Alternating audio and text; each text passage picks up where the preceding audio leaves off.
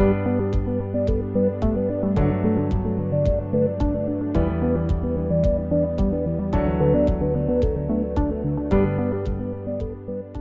at Huss Brewing Company, craft beer lovers like you and me come to enjoy fresh beer brewed right there. This beer draws its influence from the Southwest as well as around the world. Most of us will come here and enjoy a great time, but a few of us will wake up tomorrow morning wondering what hit us. Both experiences can be summed up with three little letters: A, B, and V. Alcohol by volume. I'm Jeremy Storton. I'm an advanced Cicerone and the host of the Good Beer Matters podcast. I've partnered with Brewery DB to bring you Trusted BrewKnowledge. Trusted BrewKnowledge is a series of videos to help you better understand beer and what to make of it. Today, we're going to talk about ABV, what you really need to know about it, and how to use it for the right occasion so every time is a great time. So I moved into brewing beer. I brewed beer for a little over 2 years.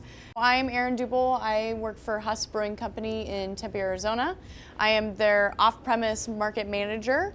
Through kind of the studies that I've done and looking through it, and I mapped it all out, this is where the vast majority of beer styles sit, is between that 4 to 6 range, or even if they extend beyond or below, they exist mostly in that 4 to 6% range. So name any style, a Kolsch, anything. American wheat. American wheat, even IPAs, they're going to exist in that 4 to 6% range. So why are so many beers in that 4 to 6% range? So a lot of these beers, I mean, they have such deep histories from German beers, porters, stouts, you name it. There might not have been a ton of grain at the time to be brewing these, and a lot of these things really stick into that range. And I remember stories of listening to like the British brewing tradition where the efficiency wasn't there. Right. So if you really wanted to get more alcohol out of it, you had to let it age for a year. Right. And we don't have time for that. And we don't have time for that because we want to sell this beer.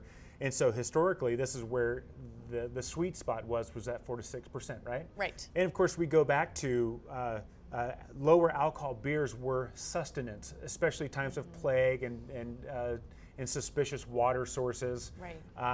But 6% was celebratory. But I think that tradition continues on to this day. Would you agree? I absolutely agree. Yeah. What are some ideal occasions for that 4 to 6 beer range? The 4 to 6 range is also an everyday drinker. You know, ball games, any type of celebratory event. We see a lot of this. This beer in particular is 4.7, so we see a lot of this out in people's hands by the pool, on the golf course. And I would say a 4 to 6 range is really, really great for sitting down and drinking and eating at a restaurant. Yeah. So you can have a meal, and you can have, if you want, 2 of these in this 4 to 6 range without feeling totally full from your meal and totally full from your beer. Yeah. And along with that higher alcohol, then the correlation is now we're starting to get a little bit more body. We're starting to get a little bit more flavor. It's starting to be a little bit more, that 2 to 4 range was, okay, we're going to rehydrate, right? But 4 to 6 is now we really want to enjoy this, especially with a meal. Right, and you get depth out of it. So that it's just so easy to pair any of these type of beers with a nice meal. Yeah, and I think that's another reason why that 4 to 6% ABV is a sweet spot, besides the historical reasons.